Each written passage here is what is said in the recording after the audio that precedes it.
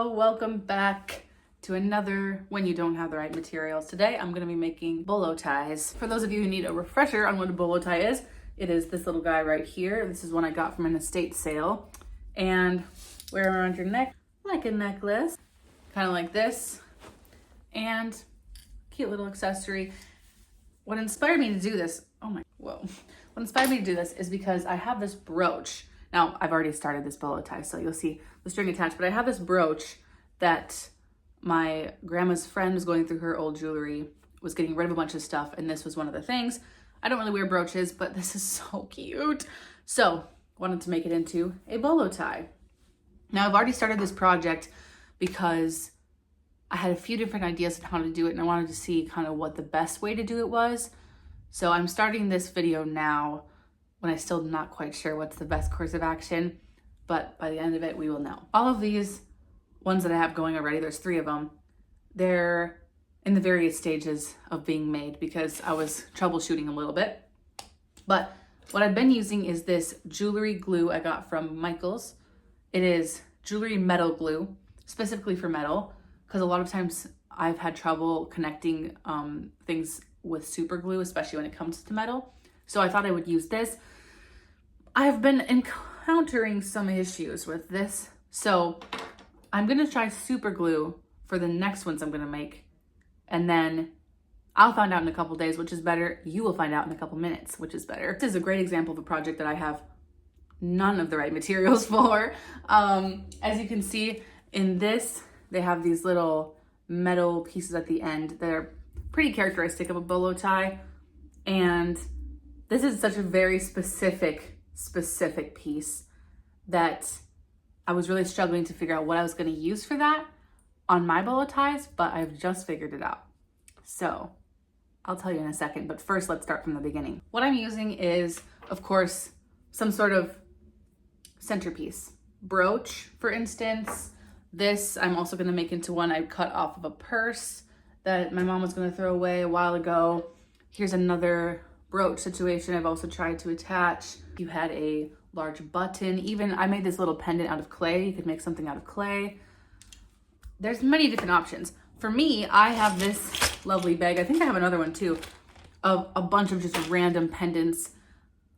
They could maybe be from flea markets or estate sales, but I'm pretty sure they were from my grandma's friend who was getting rid of a lot of jewelry. But a lot of my random pendants were sourced from my grandma and my aunt, from like estate sales, garage sales, flea markets, that kind of stuff. So I needed a centerpiece and then something for the string. I have to use a heavy duty string because it needs to have some weight to it so it hangs down like this and holds its own. I have these disgustingly long shoelaces from these thigh-high boots that I got from a thrift store. And the boots fit me, but they did not fit my calves and my thighs. So went to Menards, got some paracord, laced them up with the paracord, but then I had these long laces. So I was able to actually get 3 bolo tie lengths out of 1 lace. So I still have this lace that I'm gonna cut into. The next thing I need is something to hold the string back here so you can slide it, or tight enough so this doesn't fall off, but loose enough so you can slide the string. So for me, I'm using this super thick but very bendable wire that I got from a craft store. I got it for the skeleton of a doll I made last year, but I have a ton extra. So I'm gonna be using that. I'm gonna take a little section of metal like this, and my pliers I have taped over because there's these teeth in it and I keep scratching this because it's super soft. So little section of metal, just gonna bend. Oh, that was way too much. Just gonna bend it in on itself a little bit. I see I need to clip this one. Oh, it didn't fly. Oh, no, it did. There's pieces of wire all over my room at this point. This stuff's flinging everywhere. Unfortunately, I have tried many ways, and the best way, sadly, is to attach the string to this before you glue it on. The reason I say sadly is because my initial instinct was to do this, was to attach the string to this before I attach it on. But I glued the string to the piece. So only this side moves. Luckily, it was a very nice length, so when it hangs on my neck like this, it's perfect. But only this side will move now, sadly. I just have to be careful if I'm gonna do it this way, because I tried another way and I ended up ripping this off of the piece, which could also have been the glue's fault, but I was pressing pretty hard, so I'm gonna take the blame for that one. So this one I'm making now, I'm making this. I feel like it's kind of giving yacht sailor vibes. So I wanted to use this little piece that I showed in my last video that I made out of the twine from my work, because I think it would be cute on there. Not so much like a traditional bolo tie, but I think it would still be cute. Might as well. I'm gonna put this in here, and I try to kind of have one string for each side like that. It doesn't matter so much, but then I'm just gonna clamp this down on itself. Okay, now it is loose enough that I can move it, tight enough that it holds itself on there. This string is less than ideal because of all the bumps in the twist. It's making it a little more challenging to pull it back and forth, but that's okay. So this is gonna be my super glue variation. See if that works. Also, because this is plastic, so crossing my fingers, we'll see. But what I do is hold this up like this, and I'm actually gonna take this little hair clip here and clip the strings together so that when I glue it on, no strings are being glued. The only issue with the super glue is that it won't stand up by itself, because this jewelry glue is quick drying, so once I hold it there for a sec, it stands up by itself. So I'm propping it up with this pliers here, and I'm gonna come back to it later. Now for the mystery of the end pieces here. All the little pendants, not all, most of the little pendants that I have this little silver circle on the back that have the jump ring attached to it. So I guess I don't know if that would be called a jump ring then, if it's already attached to it, but they have these. And I was prying one off the back of this when it curled, and I pried it and I said, oh, I could use that for the end piece. So I've just curled one around and it is the perfect size. I'm actually so excited about this. So I, of course, need to glue it onto the string, but just so we can see for now, if it'll stay, it looks exactly like the little ends to a traditional bolo tie. I'm so excited about this. So now I have that figured out. Let's begin.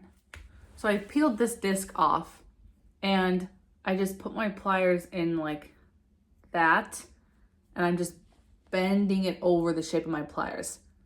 It's kind of hard, but it works. And then once I've pushed as far as I can, I just shift my pliers like that and then do it all over again. Now I've got two. They're so cute. I'm gonna attach them. To glue on these little tips, I did use the jewelry glue, not the super glue. Just something inside of me tells me that it's a better decision, but we'll see. One thing I want to point out about the jewelry glue is that it does leave this weird film. I tried to glue these buttons to another thing yesterday with it, and it leaves this kind of white frosty film, not just on plastic, on metal as well, which you can kind of rub it off on the metal actually, but just, I'm trying not to put it in the front in case I can't get the frostiness off, but it doesn't really matter with these because I'm using it on the back anyway. Okay, so a tentative verdict is in on which glue I prefer. I think I prefer the super glue actually, although now that I realized how to use the jewelry glue, I think it works just as well security wise, but it's really gummy and doesn't look the most appealing from the back. And the super glue, it's very like smooth finish, very clean. I'll show you once it's all dry because it's not quite dry yet, but I'm thinking I'm gonna like the super glue better. Although I will say the jewelry glue is nice because it holds the thing in place the minute you put it on there, even when it's not dry. And the super glue you do have to kind of hold in place. Also, I did use the super glue on metal to plastic, where the other three are metal to metal. So that might be the difference as well, that super glue is just better because of the plastic, but who knows? Okay, this is the best one I've done so far actually, because the seams actually met. And I know you can measure things, but I don't because it's not that serious. All right, so here are the 5 that I've made. These three were all done with jewelry glue. These two were done with super glue. These ends were done with jewelry glue, and then these ends were done with super glue. I haven't decided what I'm going to do with these ends. I kind of like the bare ends with the beads, but I might end up adding these as well. So I did a little stress testing. I kind of pushed a little bit on the connectors here to see which ones felt a little more secure. Of course, I didn't want to like actually try and rip them off. As far as I can see, the super glue and the jewelry glue held about the same. I will say the super glue dries so much faster, and the jewelry glue, when I did my first kind of run through a couple days ago and I stress tested it, it did pop off, but that was only after like 8 hours of curing. And it seems to me that like after maybe a day or so of curing, like a day and a night, they're just as strong as the super glue ones. One thing I will note though is that I didn't try super glue with metal to metal. The only ones I did super glue with were plastic to metal and fabric to metal. So there's a possibility that the super glue wouldn't work as well metal to metal. I'm not quite sure. And I'm not planning on making any more bolo ties anytime soon. So I don't know if I'll know that answer. For the tips of the strings, these little metal tips here, it kind of feels like the super glue and the jewelry glue held about the same. The one that I pulled on with the jewelry glue, I will say creaked a little bit when I pulled on it, but it didn't come off or move, or the string didn't come out any more than it already was. So I think my verdict is next time I would try the super glue and I would go with that because I like how it's a cleaner finish. As you can see, it's kind of, I mean, there's gunk on this, but there was gunk on it before from when I peeled off the metal piece. But it's a very clean finish. There's no weird frostiness. And with the jewelry glue, I had to really build it up. And you can't really see, but it looks like super gummy in there. So I would probably try the super glue, honestly, next time first. And then if it's metal to metal, just be extra careful and test it and stuff before I wear it. But that's good news. Then it means if you guys want to recreate this, you don't have to go find jewelry glue. You can just use super glue that you can pretty much find anywhere. Another thing I want to note is for this one specifically, I don't know what this would be called, bracket. It's very tarnished and kind of rusty almost.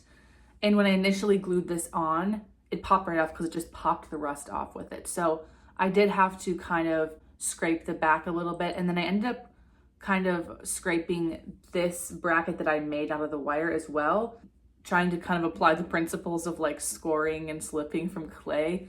I don't know if it helped, but I did it and now it's stuck on. So I don't know if that's because I scraped off the rust or if it's because I scored both sides with my pliers or what it was. But moral of the story, it eventually stuck on. I just didn't realize I had to make sure that rust was off there first.